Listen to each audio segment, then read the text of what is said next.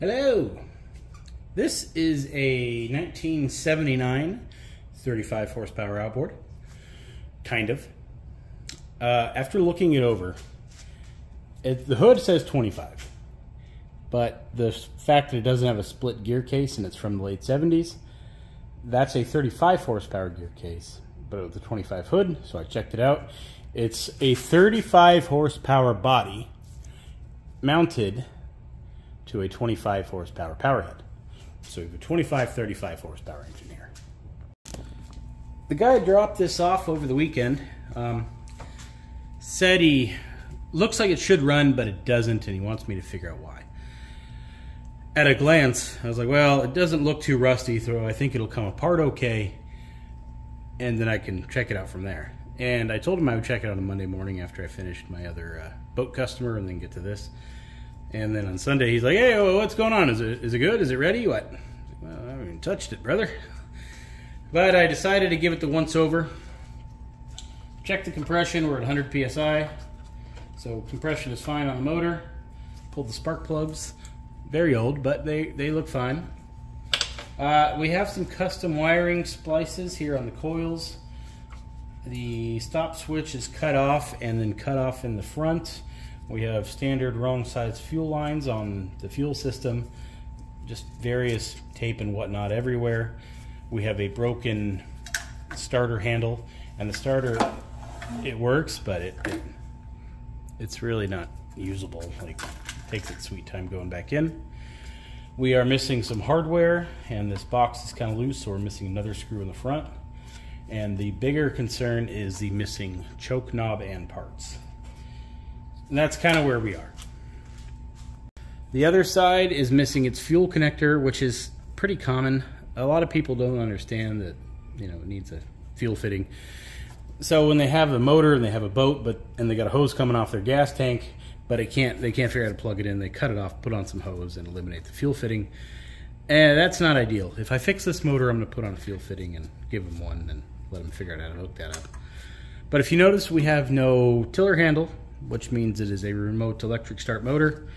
But if you notice, we have no remote starter or any electronics to go with it. So we kind of have a basket case. If this were for sale, I would probably just buy it and never have the intention of fixing it up, but to rob it for parts. Because it's right on the cusp of it being too far gone to fix, but not that far gone enough to rip it apart. You know what I mean? Like, it's that gray area. But the problem is no tiller handle or no starter. I mean, you're really never going to be happy with this motor on your boat. You're going to have to go to the back, start it every time, hope it does install while it's idling before you get to the front of the boat to toot about your merry way. The other thing, no stop switch. You have to rig something up to run to the front of the boat to turn the engine off should you want to. But in this situation, I've done this before when I was younger. I would just set the idle so low where it won't idle on its own, and then when you want to turn the engine off, you just, full throttle down, or full down throttle, and the engine dies. With the simplex controllers, you have a little more control over where the throttle is. So, in the up position, you would have it idling, and then back a little bit, engine dies. So you can finesse it, but still, going back there, choking and starting the motor, kind of annoying, Just, I don't know. I don't think the guy's going to be happy with it, but this is what he has. After he dropped it off, when he messaged me on Sunday, dropped it off on, I want to say he dropped it off on Friday, and I told him I'd get to it on Monday. So on Sunday, he's like, well, anyway, we got to talking, man. His goal is $300. He wants this thing running for $300. That's his all-in price. Had I have known that from the beginning, I probably would have said no. Hard to tell in the photo, but we have some oil leaking around the prop shaft. We have some lower oil on this geg. We clearly have the original fuel pump. Wrong lines. Our carburetor is really going to need to go through. Ignition system, granted, does function, but it's got a lot of rigging done to it. The starter, broken starter parts, as well as the starter needing to be rebuilt. That is a lot of work. I mean, you're going to need a water pump right off the bat. And not one of those cheap Chinese water pumps. You need an actual OEM water pump. So you're looking at 50 bucks, another 50 bucks to reseal the gear case. So 100 bucks so far. We're going to need another about 50 bucks to fix the starter, and basically clean it up. You're probably looking at 50 bucks in parts for that, so we're at 150. The missing choke knobs, you're looking at okay, if you don't need the knob, just the hardware, you're looking at 50 bucks. For the knob, you're looking at another 40. As you can see, we're really getting close to his $300. Then we need a fuel pump rebuild kit because this is original. After shipping and tax, we're at $300. And I haven't gotten paid at all to do anything on this yet. So it was smart of him not to bring that up beforehand. But here we are. So we're going to dive in and see what we can do. There's probably not going to be any profit. You're probably going to have a not so happy guy out of it. But you know, it's going to be a fun challenge to see what I can do with a little budget. Now, to the untrained person who hasn't spent too much money on their boat engines as time has gone on, you may be thinking $300 to fix this little motor? Like that's a lot of money. It is, but you know what isn't cheap? Getting your boat towed by the boat recovery people. You'll easily spend 300 bucks for them to show up and get your boat hooked up. So it's cheaper to get it running now than it is to get it towed. And not only that, let's say you want to take the boat out for the weekend, right?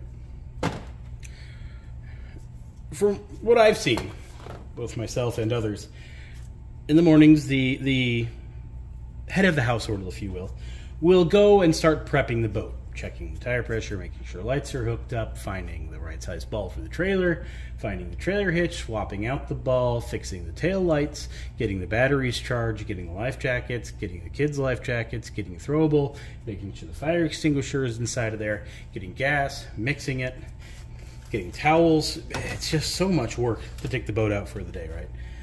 And while the head of the household is doing that, usually the female of the household is also, I said head because I don't want to get Matt Walsh here or boycott. Anyway, she's getting the kids ready, getting the snacks, getting sunscreen, all that kind of stuff. Basically taking care of the food and eatery while the other takes care of the mechanics of it all.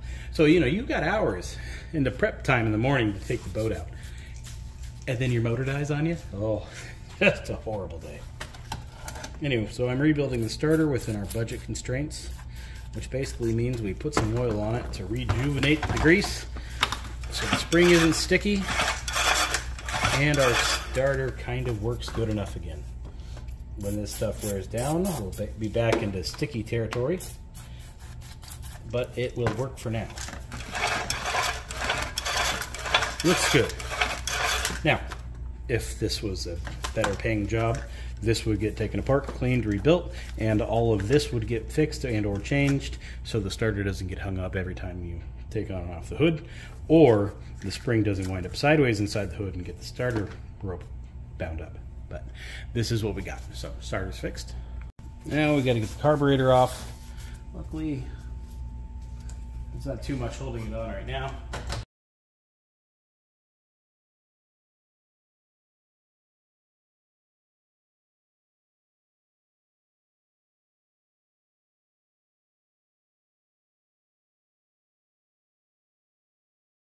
Hammer isn't usually an outboard carburetor fixing tool.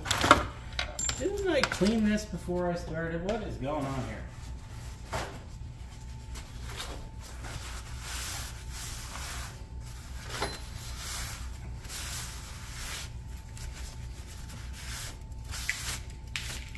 Yeah, good enough now. I want to see how bad the carburetor is. Looks like he did try to start it, judging by the fuel. And some made it in, obviously. It's pretty blue. It smells like rotten gas, so it's been in there for a while. Although with today's gas, it's probably been in there for 2 weeks. Hilarious. Alright, so...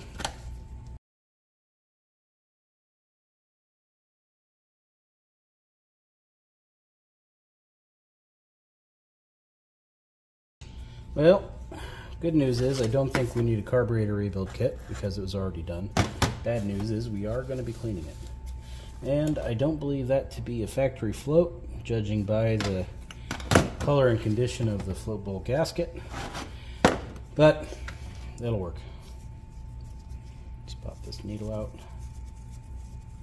And that is definitely a 25 horsepower carburetor too, in case you were curious. There we go. Needle and little seals out.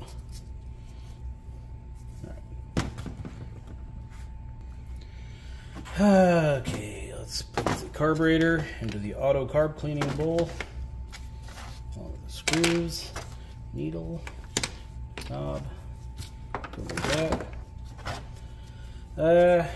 Might as well take that off. I only want to do this once.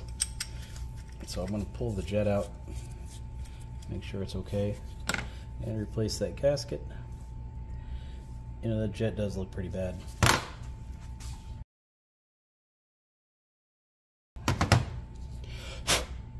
Yeah, this thing was never going to run. Okay, well, it might have idled. That's the high-speed jet. That jet kicks in when you're actually just past idle. I'm going to put it into the carb cleaning bucket here, which I'm almost out of. It barely is covering the top of the carburetor. I would go buy more, but we don't have the budget for it. There's a custom tilting bolt. Don't know if it's stuck in there or not. Oh, it's a carriage bolt. He's got it. There's a pin here. What's going on? Oh, the pin's stuck. Alright, well, if it's rusted in there, you get a pass. Oh yeah, never tighten the motor down. Get the blower off. It does kind of look like the gasket is gone inside of here.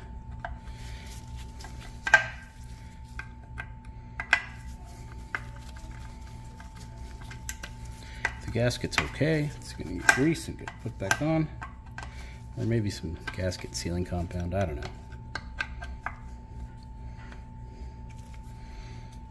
Alright, gasket is just not there. I guess it's fine. We have a slightly bent Solus propeller. Solus? I don't know.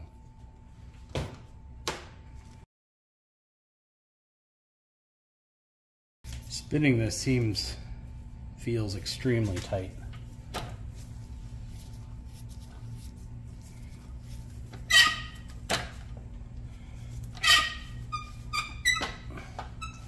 Alright, so we get into reverse. There's forward. That's weird.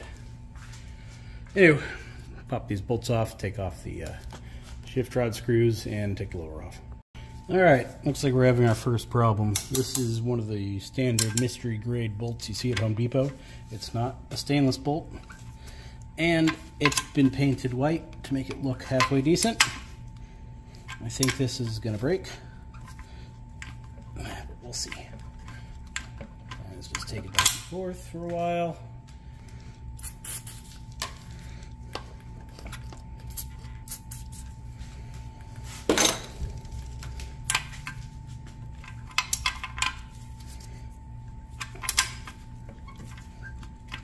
That feels a lot better.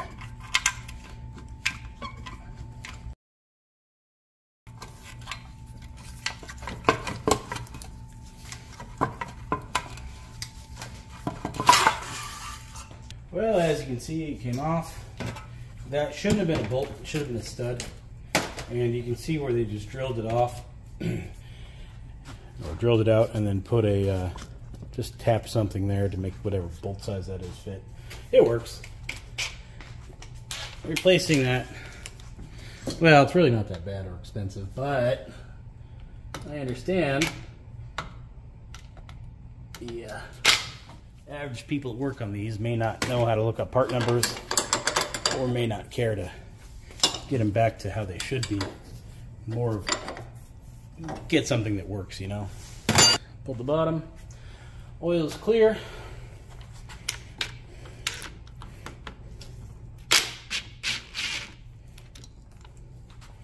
Alright, so we do have good oil, so we will let it drain. Oil that drained out of here was nice and clean. That doesn't mean we don't have a problem though.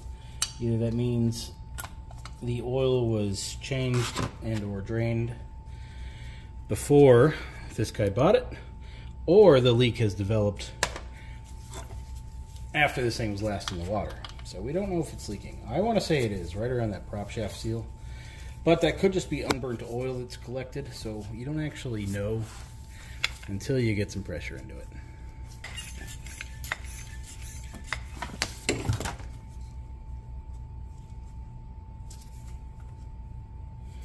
Alright, we're definitely leaking out of the prop shaft seal.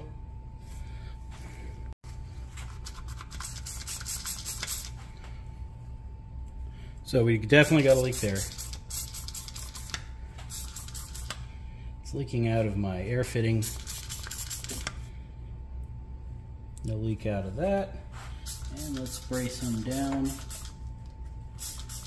I'm not getting a camera in here, but I'm spraying it onto the shift rod seal. That looks fine. So,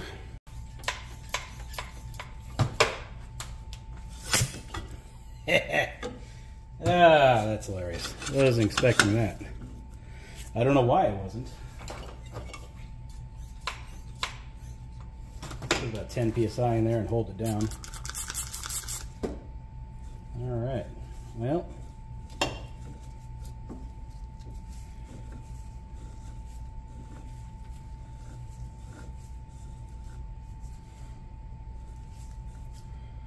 We have a slight leak when it's turning.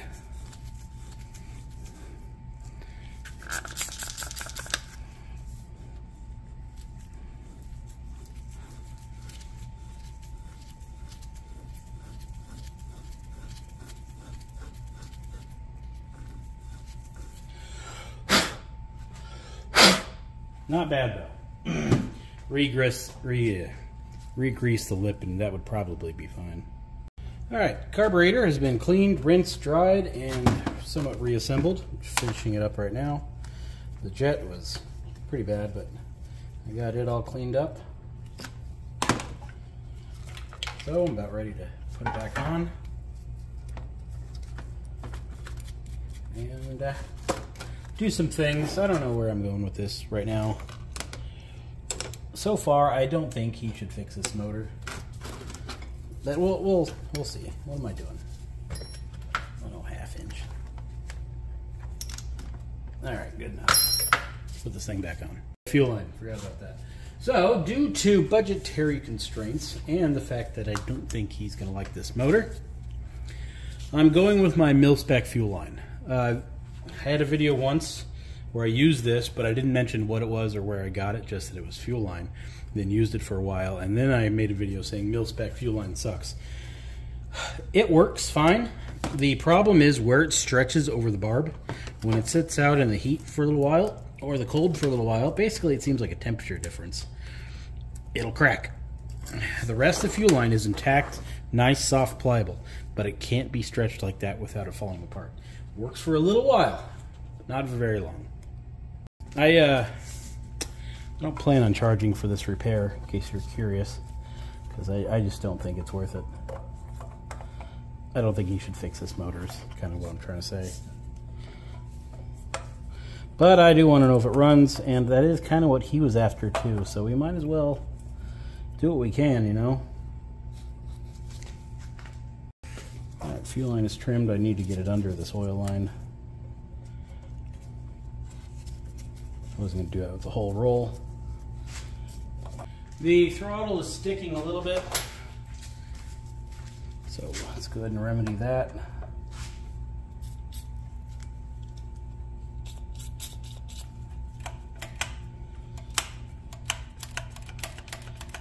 Okay, we need some spark plugs. Now again, due to budgetary reasons, we're not buying new ones. Well, these are new. They're never used, but they are installed. They were installed into a motor that didn't run, had no chance of ever running, and were removed and saved by me. So they're still good plugs, but they're not new. And since I just hoard stuff apparently, now I have a reason to save them. So I'm glad I did. Okay, he didn't have a fuel fitting. I think it's silly not to have a fuel fitting, so I'm putting one in. No cost, just because I don't really care. I have a whole bunch of these dumb things. I stopped saving them.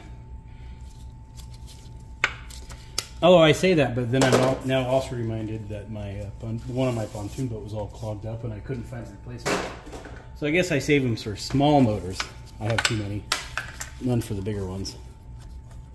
But anyway, it needs a fuel fitting because it's silly not to have one. And even if, you know, this thing doesn't get fixed, at least I'll be able to show I did something for the time I spent on this thing. You know what I mean? Okay, in the interest of dumb ideas, I'm going to put some fuel into this motor and see if it actually does run. I don't know why I thought doing this off the desk would be a good idea. Alright, let's... That's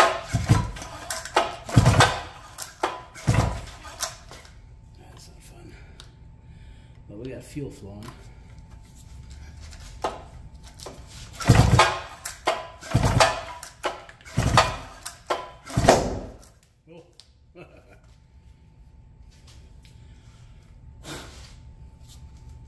Shouldn't have done that.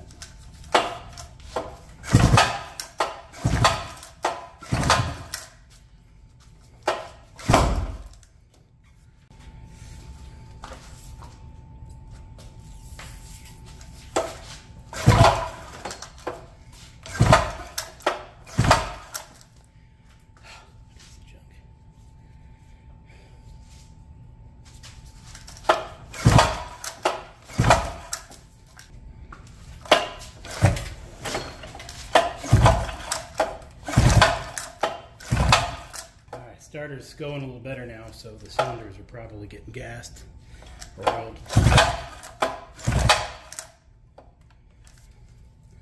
My twist tie choke didn't work, so I'm going to try to hold it down and use my pinky. Get a little throttle, which it already is.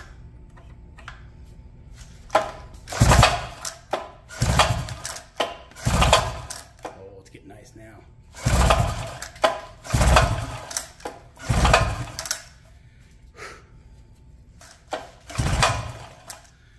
Alright, this thing sucks. So here's what I think happened. I think somebody had a 35 horsepower outboard, just like this one, that needed a whole bunch of parts. I think they got this one, took all the parts they needed off of it, and then put all of the bad parts onto this motor and threw it on a boat and sold it to the guy. Because it did come with the boat, it just didn't run. And I think they kind of did a quick paint job on it to make it look okay. I don't know. Either way, this thing is just a cluster of bad news. As much as I'd like to work on it, just because I think it'd be kind of an interesting video, seeing if we can get it going for only $300, I think that is a pipe dream. It's just not going to happen.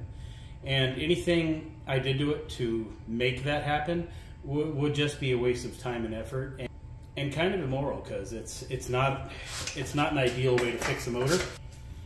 So I can't in good conscience recommend he do anything to this thing. I think it is a pile of junk. It's been a pile of junk for a long time, and it will always be a pile of junk. I think he should buy another one, save this one for parts, and use it on that, because this is just not a good motor.